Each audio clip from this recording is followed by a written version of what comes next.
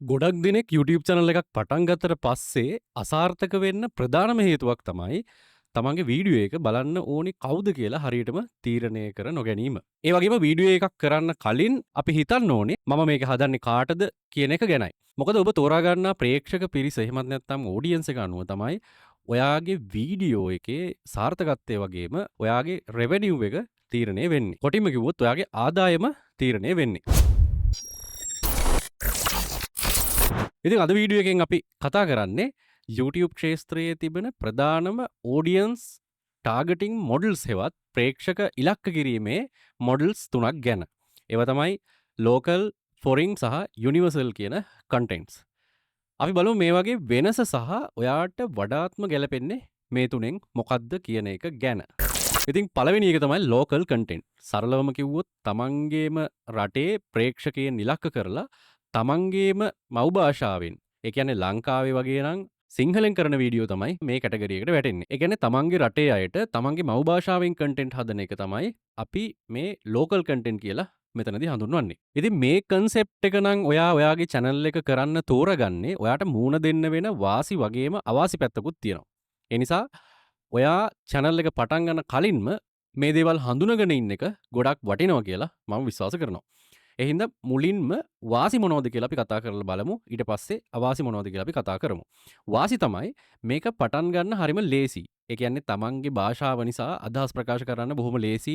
ඒ වගේම අපේ රටේ සංස්කෘතිය වෙන්න පුළුවන්, අපේ රටේ ඉතිහාසය ගැන වෙන්න පුළුවන් ඔයා කන්ටෙන්ට් හදන්නේ. කොටින්ම අපි දන්න අපේ භාෂාවෙන් අපේ රටේ දේවල් ගැන කන්ටෙන්ට් කරන නිසා සාර්ථක වෙන්න තියෙන ඉඩකඩ ඉතාම වැඩි. ඒ වගේම අපේ වචනෙන්ම කියනවා නම් ඔයාට ටිකක් බොක්කෙන්ම මේ කන්ටෙන්ට් වර්ගෙට බැහැලා කරන්න පුළුවන්. අවාසි ගැන කතා කරනවා නම් මෙතන තියෙන ප්‍රධානම අවාසිය තමයි ප්‍රේක්ෂක පිරිස ඉතා සීමිත වීම.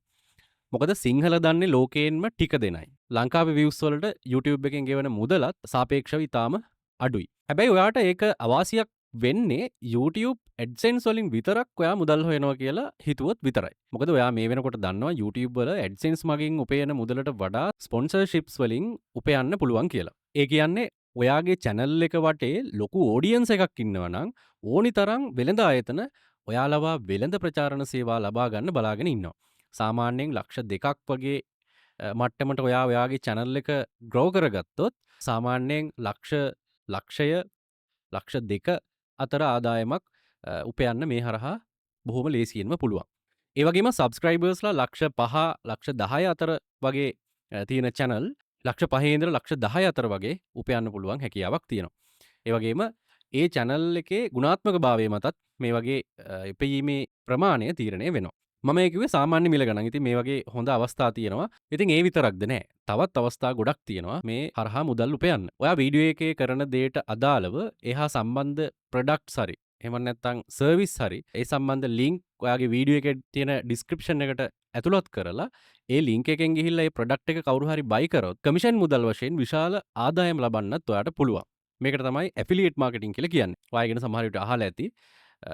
අපි ඉදිරියේදී ඒ ගැන ගැඹුරින් කතා කරනවා. ඒ හින්දා දැනට ඒ ගැන මතක තියාගන්න.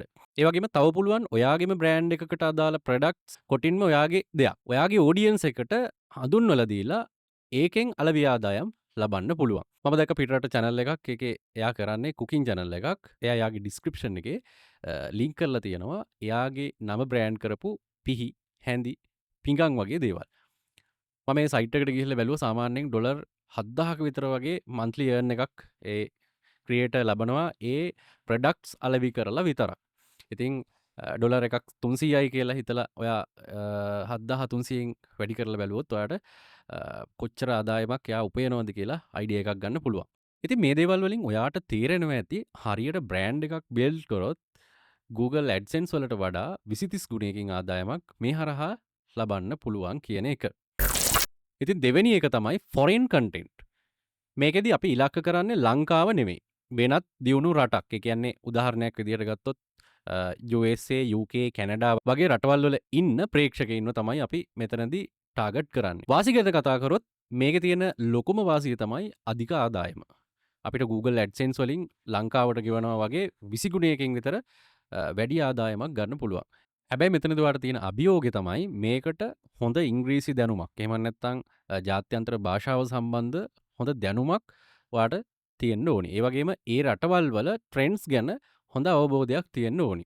ඒ කියන්නේ මේ කාල සීමාවේ මොනවද ට්‍රෙන්ඩින් යන්නේ? ඒ රටවල් වල මිනිස්සුන්ගේ හැසිරීම් මොනවද? ඒ මිනිස්සුන්ගේ ඒ රටවල් වල මිනිස්සු මොනවටද කැමති අකමැති වගේ දේවල් සම්බන්ධව නොලෙජ් එකක් ඔයාලට තියෙන්න ඕනි. ඒ වගේම තමයි ලෝකේ පුරා ඉන්න නිර්මාණකරුවන් එක්ක ඔබට ලොකු තරගයක් දෙන්නත් සිද්ධ වෙනවා. ඒ කියන්නේ කම්පිටිටර්ස්ලා ගැන ඔයාට ලොකුවටම වද වෙන්න සිද්ධ වෙනවා. ඒ නිසා කන්ටෙන්ට් වල ගුණාත්මකභාවය ගැන ඉතා ඉහළින් විශේෂයෙන් එඩිටිං වගේ දේවල් ගැන සැලකිලිමත් වෙන්න වෙනවා. ඒ නිසා මම කියන්නේ ආදායම ගැන විතරක් හිතලා කන්ටෙන්ට් කරන්න ආවට ගොඩක් දෙනාට මේ ෆොරින් කන්ටෙන්ට්ස් වල සාර්ථක වෙන්න බැරි මෙන්න මේ ප්‍රධාන දේවල් ටික නිසා. තුන්වෙනි සහ ඉතාම බලවත්ම මොඩල් එක තමයි යුනිවර්සල් කන්ටෙන්ට්. යුනිවර්සල් කන්ටෙන්ට් භාෂා භේදයකින් තොරව ලෝකේ ඕනෑම රටක ඕනෑම කෙනෙක්ට රස විඳින්න පුළුවන් වීඩියෝ. අපි මේවා ලැන්ග්වේජ් ඇග්නොස්ටික් කන්ටෙන්ට් කියලා හඳුන්වනවා. මේකෙදි ගොඩක් වෙලාවට අපි භාෂාවක් කතා කරන්නේ නැහැ. ඒ කියන්නේ වීඩියෝ සහ සවුන්ඩ් ක්ලිප්ස් හරහා තමයි පණිවිඩය දෙන්නේ.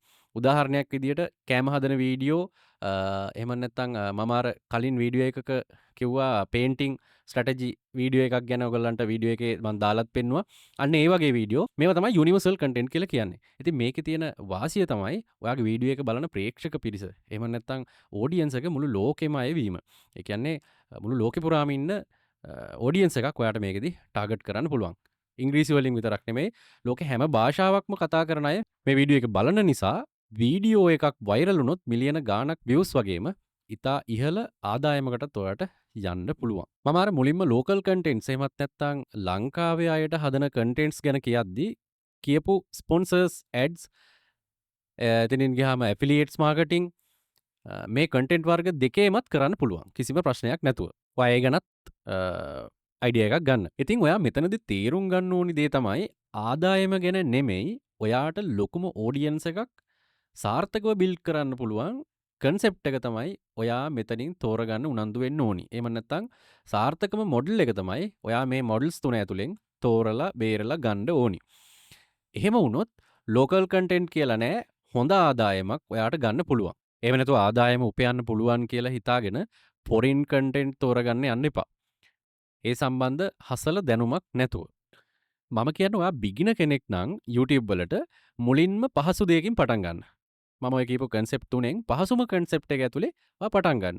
ඔයාට එහෙම පටන් ගන්නවා නම් ඔයාට රෙකමන්ඩ් කරන්න පුළුවන් ලෝකල් කන්ටෙන්ට් තෝරගන්න කියලා. හැබැයි ඔයාට ලෝකයටම විවෘත වෙලා ලොකු ඩොලර්ස් ප්‍රමාණයක් උපයන්න ඕනි නම් යුනිවර්සල් හෝ ෆොරින් කන්ටෙන්ට් පැත්තට යොමු වෙන්න පුළුවන්. ඉතින් මගේ channel එකේ මුලින් ඉඳන් YouTube පටන් ගන්න ෆවුන්ඩේෂන් එක දාගන්න තැන ඉඳලා channel එකක් සාර්ථකව කරගෙන හොඳ සක්සස් ක්‍රියේටර් කෙනෙක් වෙන හැටි ඒ වගේම බ්‍රෑන්ඩ්ස් එක්ක වැඩ කරන්නේ කොහොමද කියන දේවල් පවා ඔයාට මගේ channel එකෙන් ඉගෙන ගන්න පුළුවන්. අපි තවම කතා කරමින් ඉන්නේ ක්‍රියේටර් කෙනෙක් විදිහට ඔයා YouTube එකට එන්න කලින් දැනගන්න ඕනි මූලික දේවල් සහ ක්‍රියේටර් කෙනෙක් විදිහට ඔයා දැනගෙන ඉන්න ඕනි ඒ ශක්තිමත් YouTube පදනම දාගන්න විදිහ ගැන. ඉතින් එතනින් පස්සේ තමයි අපි channel හදන හැටි, SEO කරන හැටි, ඒ වගේම අලුත් අප්ඩේට්ස් වලට කන්ටෙන්ට්ස් අප්ලෝඩ් කරන හැටි, ඒ වගේම අවසානයේ channel එකක් මොනටයිස් කරන තැන දක්වාම සියලු දේවල් අපේ channel එකේ කතා කරන්න පටන් ගන්නෙ. ඒ වගේම මම කලින් වීඩියෝ එකේ කිව්වා මම giveaway එකක් දෙනවා කියලා. ඒක වෙන්නේ මෙහෙමයි. ඔයා මගේ channel එක subscribe කරලා තියෙන්න ඕනි මුලින්ම. ඒකට eligible වෙන්න. මගේ Telegram group එක ඒ වගේම TikTok account එක, WhatsApp channel එක follow කරලා තියෙන්න ඕනි. එහෙම කරලා තියෙන අයට වැඩියෙන්ම comments දාන අයට තමයි මේක eligible වෙන්නේ. එහෙම eligible වෙන අයට අපේ channel එකෙන් වටිනා ස්මාර්ට් වොච් එකක් දිනා ගන්න අවස්ථාව තියෙනවා. මම ඒ ගැන ඉදිරි වීඩියෝ වල අරන් එන්නම්. තවත් මේ ගැන පොඩ්ඩක් පැහැදිලි කරන්නම්. කමෙන්ට්ස් දැම්මට විතරක් මදි. මගේ සෝෂල් මීඩියා ෆලෝ කරලා තියෙන්නත් ඕනේ අනිවාර්යෙන්ම. එතකොට තමයි ආව මේ giveaway program එකට eligible වෙන්නේ. හරි මේ ගැන තව ඉදිරි පැහැදිලි කිරීම ඉදිරි වීඩියෝ වලදී අරගෙන එන්නම්. අද වීඩියෝ එක ගැන ඔයා මොකද හිතන්නේ? මේ කන්සෙප්ට්ස් තුනෙන් ඔයා කැමතිම හෝ ඔයා දැනට කරන කන්සෙප්ට් එක මොකක්ද කියලා පහලින් කමෙන්ට් එකක් දාන්න. ඒ වගේම මේ වගේ තවත් YouTube tips දැනගන්න channel එක subscribe කරලා තියාගන්න. එහෙනම් තවත් වීඩියෝ එකකින් හම්බ වෙනකන් අදට ගිහින් එන්න ඕගොල්ලන්ට සුබ දවසක්.